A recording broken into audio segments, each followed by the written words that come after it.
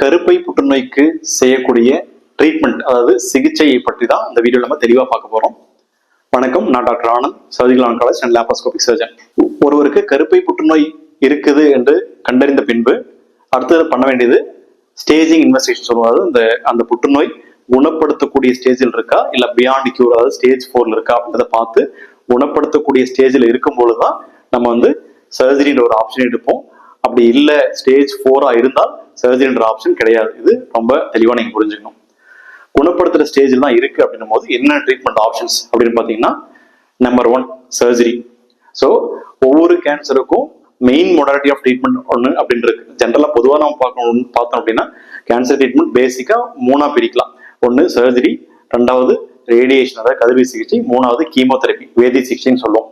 So நம்ம எல்லாருக்குமே தெரியும், புற்றுநோய் என்பது ஒரு மிகவும் வீரியம் வாய்ந்த ஒரு வியாதி. நம்மளுடைய எதிரி எவ்வளவு ஒரு வீரியம் வாய்ந்தோனும் நம்மளோட ட்ரீட்மெண்ட்டும் கண்டிப்பா அதுக்கு ஈக்குவலா இருந்தாதான் நம்ம அந்த போர்ல வெற்றியடைய முடியும். ஸோ அதனாலதான் டிஃப்ரெண்ட் மொடாலிட்டி ஆஃப் ட்ரீட்மெண்ட் நம்ம ஒரு புற்றுநோய்க்கான கியூருக்கு யூஸ் பண்றோம். ஸோ கருப்பை புற்றுநோய்க்கு சர்ஜரி கட்டாயம் அவசியம்.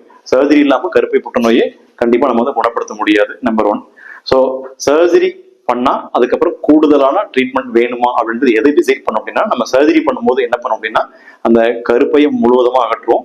அந்த கருப்பைக்கு அருகில் உள்ள திசுக்களை அகற்றுவோம். 2 சினைப்பைகளை அகற்றுவோம். அந்த கருப்பைக்கு சார்ந்த நெறிக்கட்டிகள், அதாவது லிம்ஃப் நோட்ஸ் சொல்லுவோம். ஏன்னா கருப்பையிலிருந்து அடுத்தது எங்க போகும் அப்படின்னு பாத்தீங்கன்னா லிம்ஃப் நோட்ஸ் தான் போகும். ஸோ இது அனைத்தையும் தான் நம்ம சர்ஜரி அப்போ ரிமூவ் பண்ணோம். ஸோ ரிமூவ் பண்ண என்டையரையும் நம்ம திசு பரிசோதனை அனுப்பணும். நிறைய பேர் கேட்பாங்க, டாக்டர் நம்ம சர்ஜரிக்கு முன்னாடியே பயாப்சி எடுத்து புற்றுநோய் கட்டிருந்தானே கண்டறிஞ்சு சர்ஜரி பண்ணியிருக்கோம், அப்புறம் ஏன் திரும்ப ஒரு பயாப்சி அப்படின்னு கேட்பாங்க. கட்டாயம் இது நிறைய பேருக்கு இருக்க சந்தேகம் தான். காரணம் என்ன அப்படின்னு பாத்தீங்கன்னா, முதல்ல நம்ம டெஸ்ட் எடுக்கிறது அது சாதாரண கருப்பை வீக்கமா அல்லது ஒரு புற்றுநோயா அப்படின்றதுக்காக தான் நம்ம முதல்ல டெஸ்ட் எடுக்கிறோம். பட் நம்ம சர்ஜரிக்கு அப்புறம் ஏன் சர்ஜரி பண்ணி ரிமூவ் பண்ண அனைத்து விஷயங்கள் அதாவது உறுப்புகளையும் நம்ம அனுப்புறோம் அப்படின்னா, அதுலதான் ஸ்டேஜ் ஆஃப் த டிசீஸ் தெரியும். ஸோ அகைன் ஒரு சில சந்தேகம் வரலாம், நம்ம ஸ்கேன் பண்ணியே ஸ்டேஜ் கண்டுபிடிச்சிட்டோமே அப்படின்னு சொல்லலாம். கட்டாயம் அப்படி கிடையாது.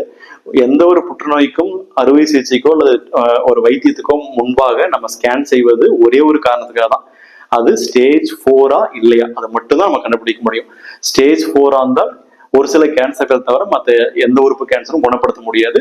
ஸ்டேஜ் 4க்கு கம்மியா இருந்தாச்சு அப்படின்னா, ஸ்டேஜ் 1, 2, 3 இருந்தா கட்டாயம் நம்ம ப்ராப்பரான ட்ரீட்மெண்ட் பண்ணி குணப்படுத்தலாம்.